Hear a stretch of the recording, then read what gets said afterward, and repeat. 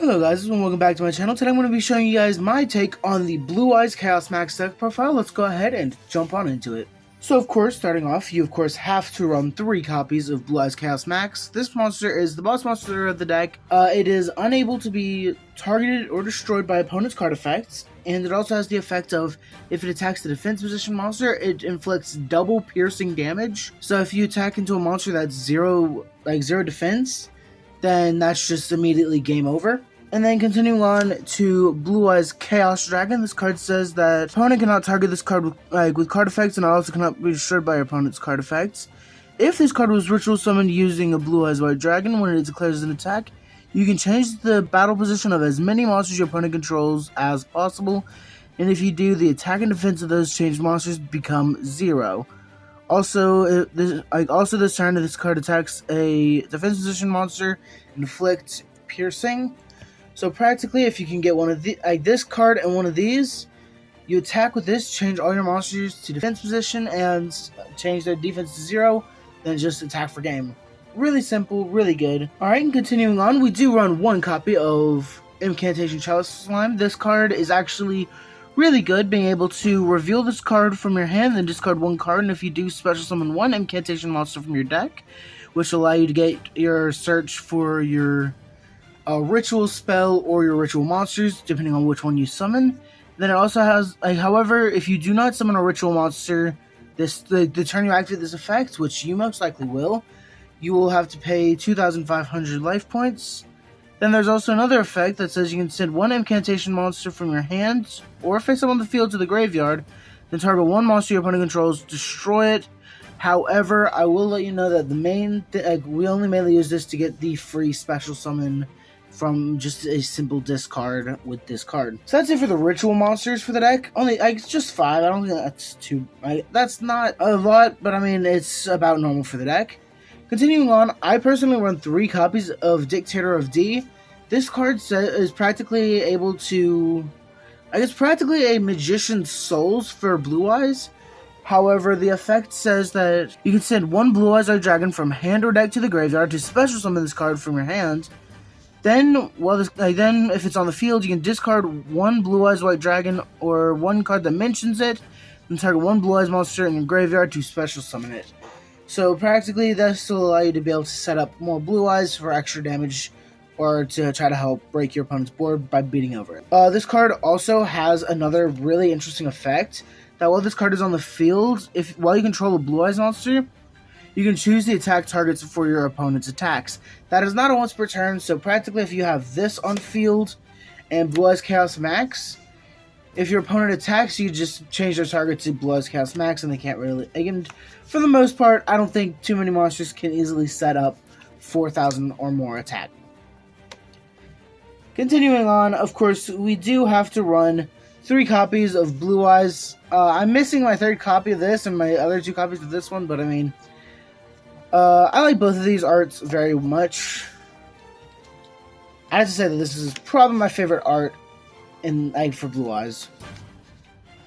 Alright, and then continuing on, I do run, of course, 3 copies of Manju the 10,000 Hands. This card says that whenever it's normal summoned, you can add 1 ritual spell or ritual monster from your deck to your hand. Continuing on, I do, of course, run 3 copies of Incantation Candle. Candle says that you can reveal 1 ritual monster in your hand to special summon both this card from your hand and 1 incantation monster from your deck with, to special summon 1 from your deck, but however, of course, it cannot be Candle.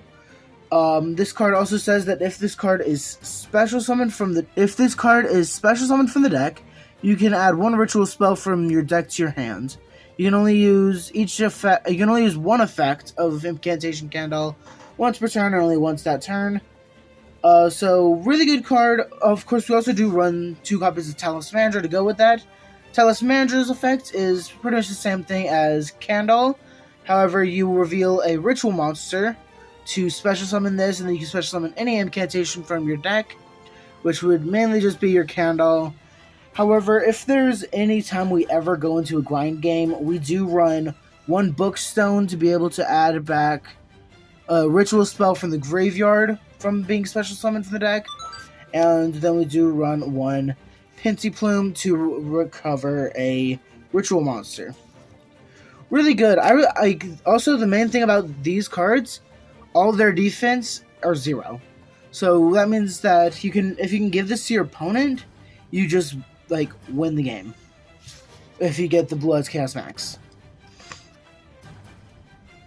To wrap up the monsters, I do only run 3 copies of Ash Blossom to try to slow down our opponents, because we don't want them to set up a massive board. Because if they do set up a massive board, that kind of makes it a little bit more difficult to out. Continuing on to the spells, of course, we have to run 3 copies of Chaos Form for our Blue Eyes Chaos monsters.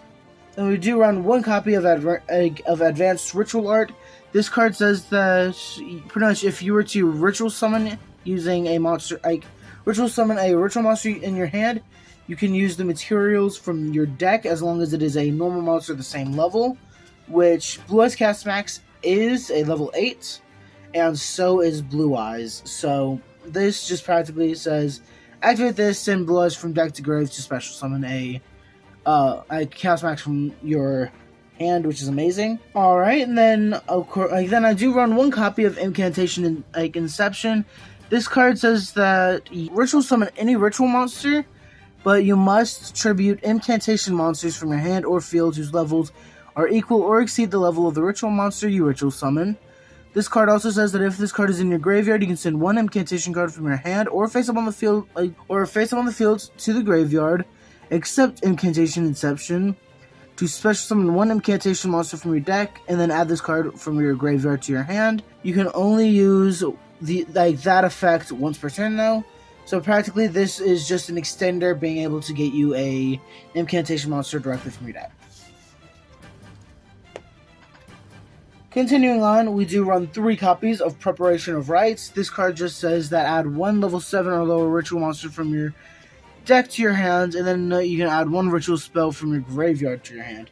So, of course, our targets for that would be the Chalice Slime, and this would get us practically just any of the ones from the graveyard. This is just extender so we can get into the rest of our play. Alright, continuing on, we do run 3 copies of the Melody of Awakening Dragon. This card says discard 1 card, add up to 2 dragon monsters with 3,000 or more attack and the 2,500 or less defense. So that should be practically all of your Blue Eyes cards, just so that way you can be able to plus a lot, so that way you can get a bunch of cards to your hand that you need. Alright, and then I do run 1 Call by the Grave to try to stop a couple hand traps, because this deck doesn't play around hand traps too well. And then to wrap up the deck, you can either run this card, you can run a different one.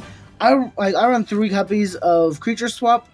The main reason why I run Creature Swap is because I do not have Xian Spy.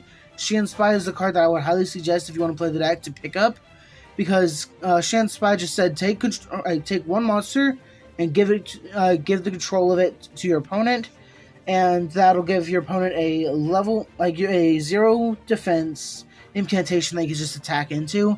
However, Creature Swap, because the deck is going second, practically does the same thing, but just requires your opponent to have a monster that can be that the control can be changed. But practically, you activate Creature Swap, your opponent picks a monster that they control, you pick a monster you control, and then you swap the control of that monster. Alright guys, that's going to be about it for the video. Be sure to leave a like, comment down below what you think of the deck profile, tell me what you would personally change for the deck, and be sure to check out my Twitter in the description, where I occasionally run polls to see what you guys like to see on the channel. Alright, and that's going to be it. See ya.